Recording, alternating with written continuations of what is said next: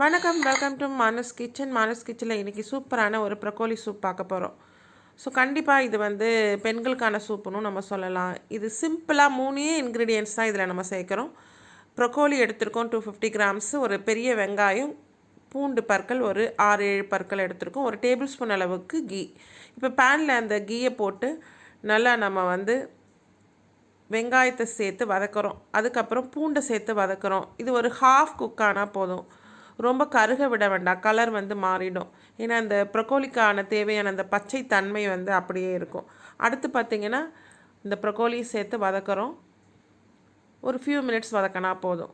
So அதுக்கு முன்னாடி இந்த ஆல்மண்ட் ஃப்ளேக்ஸ், அதாவது பாதாமுடைய ஃப்ளேக்ஸை தின் ஸ்லைஸாக கட் பண்ணி அதையும் சேர்த்து ஒரு 7 to 10 மினிட்ஸ் வேக வைக்கிறோம். ரொம்ப நேரம் வேக வைக்க வேண்டாம், அதில் நியூட்ரிஷன் வேல்யூவும் போயிடும், ஸோ அந்த டேஸ்ட்டும் மாறிடும். ஸோ இப்போ இந்த லாஸ்ட் க்ரன்ச்சினஸ்க்காக, சூப்போடைய க்ரன்ச்சினஸ்க்காக இதில் வேக வச்ச 2-3 பீசஸை எடுத்து தனியாக ஒரு பவுலில் வச்சுக்கிறோம். ஸோ இப்போ இந்த தண்ணியை வடிகட்டிட்டு இந்த ப்ரொக்கோலியை மட்டும் அரைச்சி எடுத்துக்கிறோம். தேவைப்பட்டால் கொஞ்சம் இந்த ப்ரொக்கோலி வடிகட்டின தண்ணியும் சேர்த்து அரைச்சிக்கிறோம்.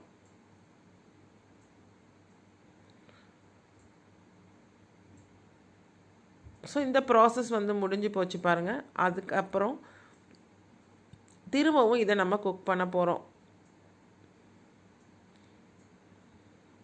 இதுக்கு முன்னாடி இந்த சூப்பை நம்ம கொஞ்சம் ஃபில்ட்ரு பண்ணி எடுத்துக்கலாம். ஏன்னா ஆல்மண்ட் ஃப்ளேக்ஸ் போட்டிருக்கிறதால அந்த ஸ்கின்னை தெரியும், அங்கங்கே இருக்கும், அந்த ஸ்கின்னை ரிமூவ் பண்ணிக்கலாம்.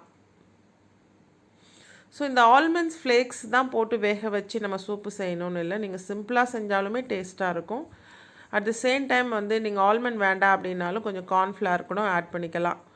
ஸோ இந்த சூப்போடைய க்ரீமி திக்னஸ்க்காக தான் நம்ம இந்த ஆல்மண்டை சேர்க்குறோம். ஆல்மண்ட் சேர்க்கும் போது இன்னுமே சூப்புக்கான டேஸ்ட்டுமே நல்லாயிருக்கும், ஹெல்த்தியும் கூட. ஸோ இப்போ முன்ன சொன்ன மாதிரி இதை பேனில் ஒரு 5 மினிட்ஸ் திரும்ப குக் பண்ணுறோம். குக் பண்ணிவிட்டு ஒரு பிஞ்ச் அளவுக்கு கொஞ்சம் பெப்பரை தூவி விடுறோம். அதுக்கு முன்னாடி நம்ம வேக வச்ச அந்த ப்ரொக்கோலி பீசஸையும் இதில் ஆட் பண்ணிக்கிறோம். நீங்கள் சர்வ் பண்ணும்போது கூட நீங்கள் அதை ஆட் பண்ணிக்கலாம்.